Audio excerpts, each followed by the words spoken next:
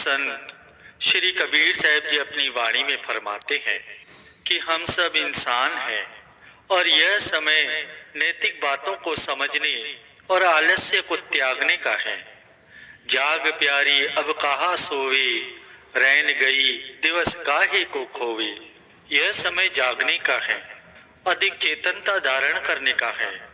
बादशाह की चीज बादशाह को दो और ये याद रखो कि तुम्हारी आत्मा परमात्मा का अंश है। आप अपने घर को एकांत जंगल बना सकते हो, क्या रात एकांत जंगल नहीं है? जो सेवक अपनी रातें प्रभु की मधुर याद में गुजारते हैं वे खुद प्रभु बन जाते हैं। अगर इंसान अंधेरा होने से लेकर सूरज चढ़ने तक के समय पर गुरु को वीडियो लाइक करना, सब्सक्राइब करना प्लीज़। बहुत मेहनत से मैं आपके लिए वीडियो लेके आता हूँ। गुरु को वीडियो लाइक करना, सब्सक्राइब करना प्लीज़, आपसे रिक्वेस्ट करता हूँ। रोल कर ले तो वह सच्चे मायनों में इंसान बन सकता है। संत महापुरुषों ने फरमाया है कि रात को प्रभु रूपी कस्तूरी बांटी जाती है। जो इंसान जागृत रहता है उसी को ये महान उपहार प्राप्त होता है। दिन में दुनिया के काम करो, रात को तुम अपने आप को अकेला समझो। अपने परिवार, मित्रों और समाज के प्रति अपने कर्तव्यों को प्रसन्नता पूर्वक निभाएं, क्योंकि लेन देन पूरा करने के लिए प्रभु ने तुम्हें आपस में जोड़ा है। परंतु रात को सब तरफ से अपनी सुरती को हटाकर अपने आप को प्रभु के अर्पण कर दे। भक्ति के लिए अपने घर परिवार को छोड़कर जंगल में जाना कोई आवश्यक नहीं है, जबकि आपके पास इतनी लंबी एकांत रातें हैं। जब आप सब तरफ से हटाकर किसी चीज में पूर्णता खोए होते हो तो ये सच्चा सन्यास है। और अगर शुरुआत करें तो हमारा जीवन अवश्य ही पलटा खाएगा। हमें सच्ची नम्रता धारण करनी चाहिए, जिसमें न तो हीन भावना हो और न ही अपने आप को जताने का ख्याल हो। ये चीजें हैं जिनसे सदगुरु प्रसन्न होते हैं और ये हमें सदगुरु पावर की दया महर की प्राप्ति के लिए ग्रहणशील बनाती है। यदि आप नम्रता भरा सादा जीवन जीना शुरू कर दें तो आपको मानसिक शांति प्राप्त होगी। आखिरकार दुनिया में कौन सी चीज है जो तुम्हारी है?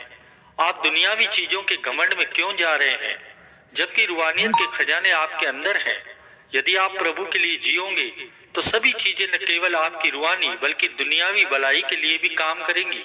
यह प्रभु का मूलभूत नियम है, जिसे केवल वही लोग जानते हैं जो सतमार्ग पर चलते हैं। अच्छे जीवन का एक और पहलू बाहरी व्यवहार से संबंधित है।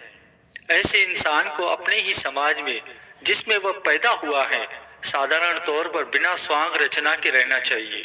संत महापुरुषों का जो मिशन है, उनका मिशन केवल उनके खोए हुए प्रभु को भूले हुए बच्चों को वापस प्रभु से मिलाना है। वे हमें अपनी आत्मा और दिल को पवित्र करने के लिए केवल अंतर्मुख होने का उपदेश देते हैं। आप दूसरों के विचारों से चिंतित न हो, अपने सिद्ध किए विचार सबसे अच्छे होते हैं। हर इंसान को उसकी निजी ग्रहणशीलता के अनुसार ही मदद मिलती है। सभी पूर्णता की राह पर हैं। सभी नाम लेवाओं अभ्यासियों को प्रेम, विश्वास और भाव भक्ति से भजन सिमरन में समय देकर उसमें दिनों दिन तरक्की करनी है। गुरु पावर बाहर और अंतर में आवश्यक संभाल करती रहती है।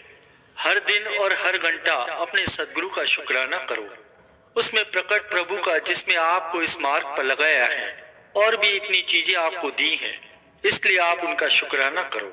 इस प्रकार आपके मन में सदा सदगुरु की याद गुरु को कमेंट में लिख देना जय श्री धनन, वीडियो लाइक करना प्लीज, बनी रहेंगी। इसके बिना सदगुरु की दया और सहायता के बिना आप कुछ नहीं कर सकते। सदगुरु के साथ आप सब कुछ कर सकते हैं।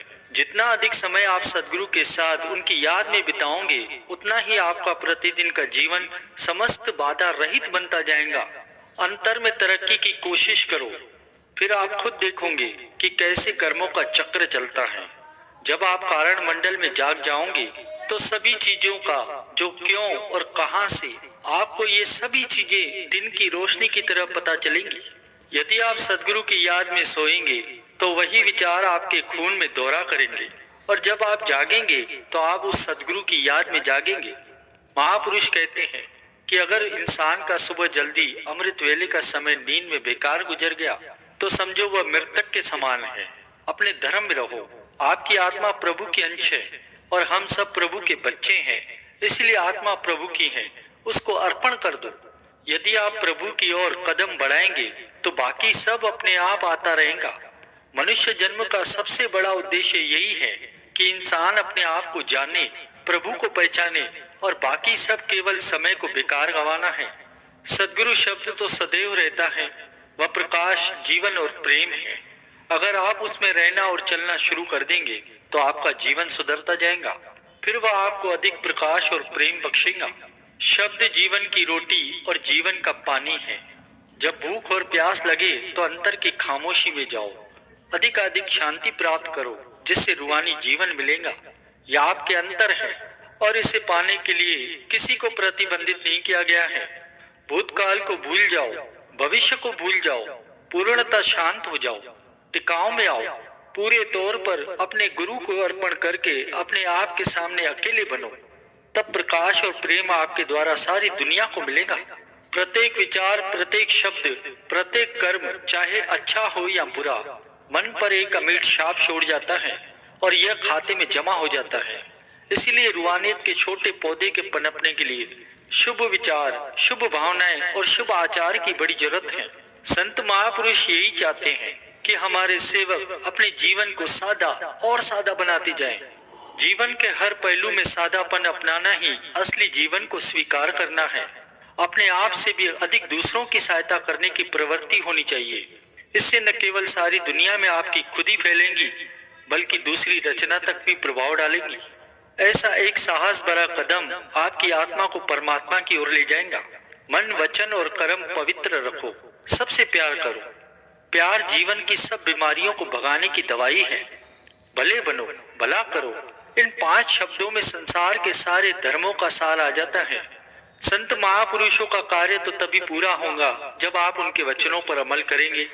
मनुष्य वैसा ही बनता है जैसा वह सारा दिन सोचता रहता है। एक बार में इंसान केवल एक जगह ही रह सकता है। इस अनंत काल जीवन में ऐसा कोई क्षण नहीं है जो मौजूदा गुजर गए क्षण की अपेक्षा अधिक महत्वपूर्ण हो। सभी वास्तविक अच्छाइयाँ और बुराइयां जो मनुष्य पर आती है, वे उसके अपने कारण ही है। यदि कोई मनुष्य इस वर्तमान काल में अच्छे या बुरे तरीके से जीता है, तो भविष्य में भी ऐसा ही करेगा। यदि दूसरों के लिए तुम्हारी सोच बुरी है, तो न केवल तुम उनको आघात पहुंचाओगे, बल्कि अपने आप को भी, क्योंकि विचारों का गहरा असर होता है। संसार में कुछ भी अच्छा या बुरा नहीं है, केवल हमारी सोच ही हमें ऐसा बनाती है। अधिक बोलने से रूहानी शक्ति का नाश होता है। नाम के शब्दों का मन ही मन सिमरन करके आप अपनी वाणी को नियंत्रित कर सकते हैं। आप मुश्किलों पर काबू पाने में सफल हो सकते हैं और समय पाकर तरक्की कर सकते हैं। कुछ भी बोलने से पहले आप 2 बार सोचिए, विचार कीजिए। जो भी आप बोलने जा रहे हैं, क्या वह सत्य है, नम्रता भरा है, क्या उसे कहना आवश्यक है? सदगुरु की बलवान और रक्षक बाहें और उसकी ख्याल रखने वाली कृपा दृष्टि हमेशा ही काम करती रहती है। वह उनकी अपने सेवकों की उन्नति में सदा सहायी होते हैं। जब बाह्य मुश्किलें बढ़ती दिखाई देती हैं, तब उसकी अंतरिव दया बढ़ जाती है। यदि आपके बारे में कोई बुरी बात आपको बताता है, तो उस पर शांतिपूर्वक विचार करें। अगर कही गई बात सारी या उसका कुछ भाग सच है, तो उन त्रुटियों को दूर करने की कोशिश करें और आपकी कमियां बताने के लिए आप उस व्यक्ति का धन्यवाद करें। यदि दूसरी ओर वे बातें झूठी हैं, तो इस गुरु को वीडियो लाइक करना, सब्सक्राइब करना।